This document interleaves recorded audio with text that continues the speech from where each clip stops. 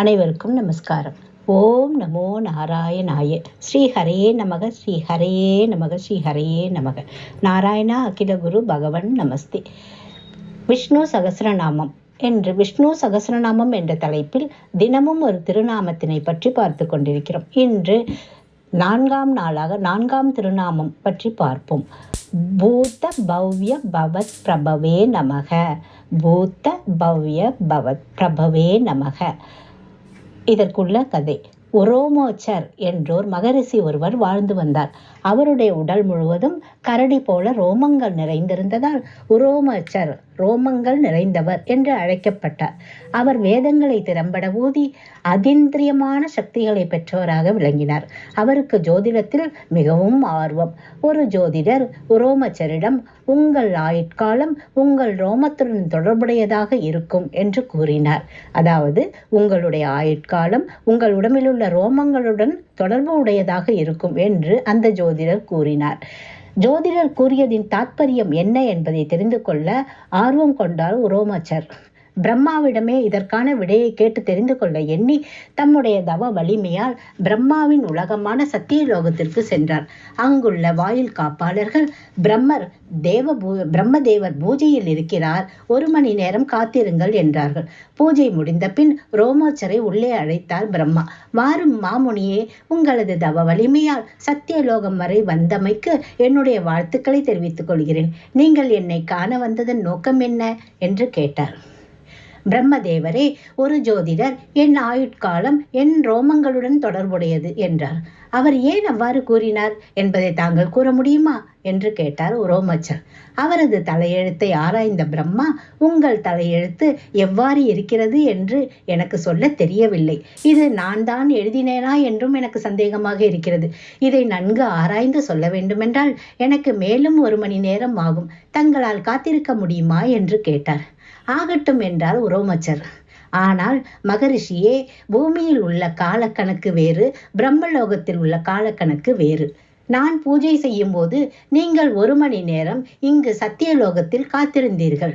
அப்போதே பூமியில் 35,78,40,40,000 வருடங்கள் கழிந்து விட்டன. பூமியில் உள்ள உங்கள் நாடு, ஊர், வீடு, உறவு என அனைத்தும் இப்போது அடியோடு மாறியிருக்கும். மேலும் 1 மணி நேரம் நீங்கள் காத்திருந்தால் மேலும் சுமார் 35 கோடி வருடங்கள் பூமியில் கழிந்துவிடும். பரவாயில்லையா என்று கேட்டார். அதிர்ந்து போனார் மகரிஷி. பூமிக்கு வந்து பார்த்தார். பிரம்மதேவர் கூறியபடி 35 கோடிக்கும் மேலான ஆண்டுகள் கழிந்து விட்டிருந்தன. அவரது நாடு, ஊர், வீடு முதலியவை எங்கு இருக்கின்றன என்றே அவருக்கு தெரியவில்லை. சத்தியலோகத்தில் 1 மணி நேரம் என்பது பூமியில் சுமார் 35 கோடி வருடங்கள் என்றால் சத்தியலோகத்தின் கணக்குப்படி 100 ஆண்டுகள் ஆயுள் கொண்ட பிரம்மாவின் வாழ்நாள் பூமியின் கணக்குப்படி எவ்வளவு நீண்டதாக இருக்கும் என சிந்தித்தார். தன் ரோமத்துக்கும் ஆயுளுக்கும் உள்ள தொடர்பை அறிய வேண்டும் என்ற எண்ணத்தை விட்டுவிட்டு, இவ்வளவு நீண்ட ஆயுளை உடைய பிரம்மாவை விட நீண்ட ஆயுளை தான் பெற வேண்டும், அதற்கு என்ன வழி என்று சிந்திக்க ஆரம்பித்தார். பூத பவ்ய பவத் பிரபவே நமக என எம்பெருமானின் திருநாமத்தை சொல்லி அவரை தியானிக்க தொடங்கினார். பல்லாண்டுகள் கடும் தவம் புரிந்தார்.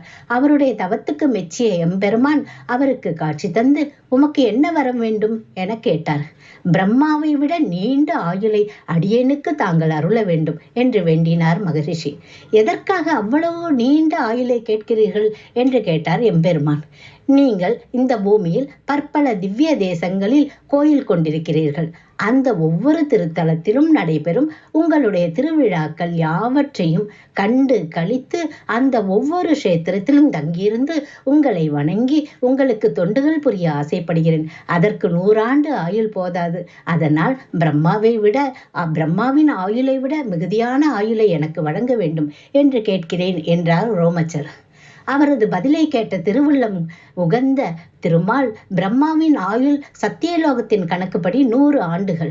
அது முடிந்ததும் வேறொரு பிரம்மதேவர் அந்த பதவிக்கு வருவார். இப்படி ஒவ்வொரு பிரம்மாவின் ஆயுள் முடியும் போதும் உங்கள் தேகத்திலிருந்து ஒரு ரோமம் மட்டும் கீழே விழும். இனி உங்கள் உடலில் ரோமங்களே இல்லை என்ற நிலை ஏற்படும் வரை நீங்கள் ஜீவித்திருப்பீர்கள் என்று அருளி செய்தான்.